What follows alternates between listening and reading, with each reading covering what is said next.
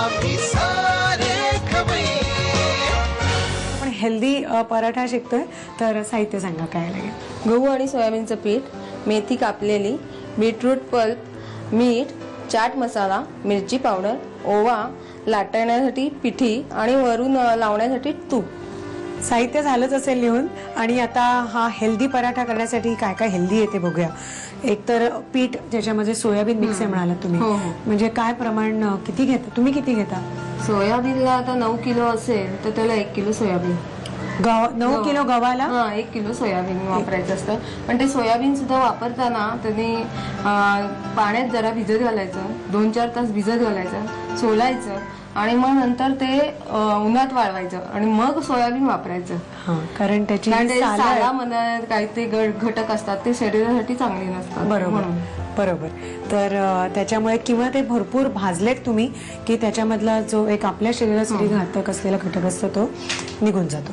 तर आपण आता गव्हाचं पीठ घेतलं आणि मेथी बारीक धुवून बारीक चिरलेली. पीठ आधी धुवून नाही, पहिलं आपण बीटरूटचा पल्प घेणार. अच्छा. बीट फक्त उकडून सोलून हे केलेलं आहे मिक्सरवर. डायरेक्ट मिक्सरवर केल्यामुळे ती इव्हन असा पल्प मिळाला. हो. तुम्हाला आवडत असेल तर तुम्ही किसून घेतलं तरी चालेल, पण ते असा इव्हन रंग छान येईल पिठाला. पिठाला रंग छान येतो त्यामुळे.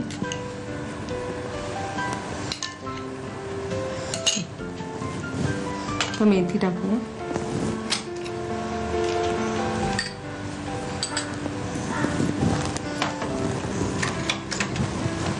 मीठ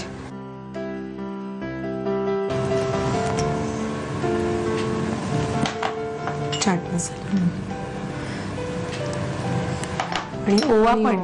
कारण बीटला जरा उग्रच वास असतो त्यामुळे तो ओवा घातलेला आहे. त्याचा वास कमी होतो तो आणि ओव्याच्या वासाने त्याला हे चांगलं वाटतं. खायला पण चांगलं आहे आणि वास पण छान, पचायला पण चांगला आहे. पण आता मला सांगा की हा नाश्त्याचा अगदी मस्त पदार्थ आज आपल्याला मिळतोय. तुमची मुलं आवडीने खातात? नाही खात, पण तरी डब्यात दिलं की खाल्लं जातं. ते डब्यात दिल्यावर खाल्लं जातं. कारण ते दिवसभर दोघंही शाळेत ना. तुम्ही काय इयत्ता काय म्हणाला दोघांच्या? एक 7वीला आहे आणि एक 4थीला आहे. 4थी आणि 7वी अगदी वाढती वय आहेत ना दोघांची. आणि वेळा काय आहेत शाळेच्या? एक सकाळी मुलगी जाते आणि दुपारी मुलगा जातो. अच्छा. एक्झॅक्ट. म्हणजे तुम्ही अख्खा वेळच अडकलेला राहता ना? हो, तसं माझा स्वतःचा हे पण आहे, उद्योग पण आहे. मी ऑर्डर्स वगैरे घेते बिर्याणीच्या आणि तिळगुळ लाडू वगैरे सगळे. म्हणजे जसे सीझन असेल त्याप्रमाणे ऑर्डर्स असतात माझ्या. फराळाच्या पण असतात. अरे वा मस्त. म्हणजे आता खास रत्नागिरीतनं खाऊन यायला हरकत नाही. मी मोठी यादी देते ऑर्डरची तुम्हाला. अमुक इतके किलो आहेत, अमुक इतके किलो ते असं सगळं तुम्हाला लिहून देते. आणि आम्ही आहोत तोपर्यंत आम्हाला बनवून द्या. हा, ओके. ऑर्डर दिलेली आहे. आता काय हवंय? आता आपल्याला पीठ मिक्स करायचंय.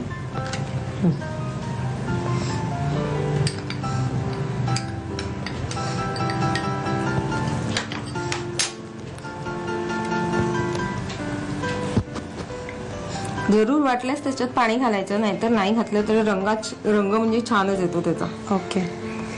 पण लागणारच नाहीये पाणी? नाही लागणार आहे. ऑलमोस्ट झालेलं आहे. परफेक्ट झालेलं आहे. म्हणजे आपल्याला पोळीसारखंच आपण ते पोळीसारखंच ना. ओके. तर आता मळून घेऊया, व्यवस्थित एकजीव करूया आणि आपल्याला तो पराठा करायचा, भाजायचा व्यवस्थित. तुपात का तेलात? तूप नंतर वरून सोडायचं. तेल वगैरे जास्त काही लावायचं नाही. गाईचं तूप घेतलेलं आहे. बरं ठीक आहे. मग अजून हेल्दी, अजून चांगलं चविष्ट.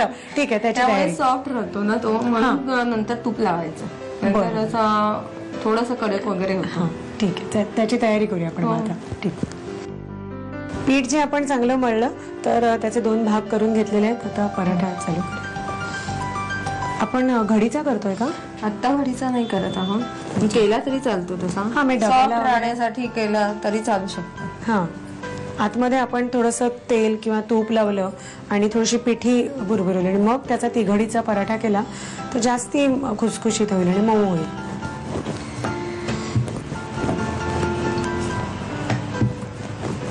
तर नेहमी आपण पोळी करतो तसंच करायचं. खूप पातळ नाही ना करणार? नाही. येस. ओके. रेडी झालाय. आता भाजून घेऊया. मस्त वाटतं, पण रंग पण सुंदर आलाय ना. मुलांना असा आकर्षक रंग दिसला की पटकन ते काहीतरी वेगळं आहे असं म्हणून लगेच खातील. मस्त. हे डब्यासाठी छान आहे, प्रवासामध्ये छान आहे, ऑफिसला बेस्ट आहे, आणि कारण ते हेल्दी आहे थोडं ना. छोटीशी एखादी दह्याची वाटी वगैरे असली की बास बास ना. सॉस सुद्धा सॉस बरोबर खाऊ शकतो. नाही, आपण ऑफिसमध्ये जाताना आपल्याला थोडे एक असेल तर मजा येईल खायला ना. ओके, ठीक आहे. आता हा मी भाजून घेतो व्यवस्थित, तर तोपर्यंत तुम्हाला साहित्य कृती लिहायला हरकत नाही, देऊन दे. मेथी बीट पराठा बनवण्यासाठी लागणारं साहित्य: गहू आणि सोयाबीनचं पीठ, चिरलेली मेथी, बीटाचा पल्प, उकडलेल्या बीटाचा गर, मीठ, चाट मसाला, तिखट, ओवा, तांदूळ पीठ आणि तूप. कृती: प्रथम बीटाचा पल्प, मेथी, मीठ, तिखट, चाट मसाला, ओवा, गहू आणि सोयाबीनचं पीठ हे मिश्रण एकत्र भिजवून मळून घ्यावं. तयार पिठाच्या लाट्या जाडसर लाटून त्याचे पराठे तयार करावेत आणि ते तव्यावर खरपूस भाजून घ्यावेत. तुपाबरोबर मेथी आणि बीटाचा पराठा सर्व्ह करावा. आम्ही